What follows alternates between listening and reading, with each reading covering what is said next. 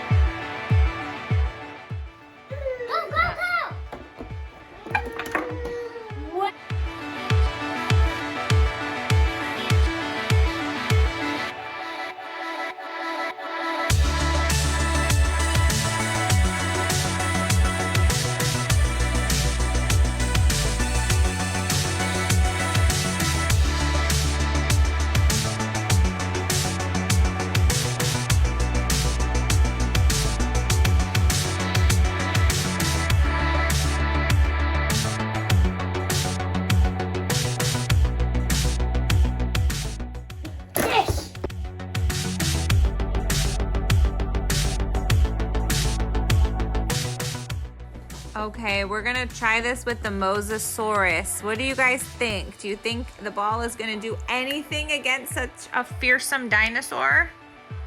Nothing, I think. It won't do anything? Yeah, I don't think so either. Let's see.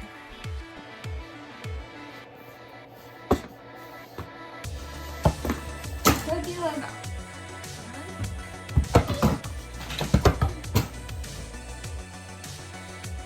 I'm hungry.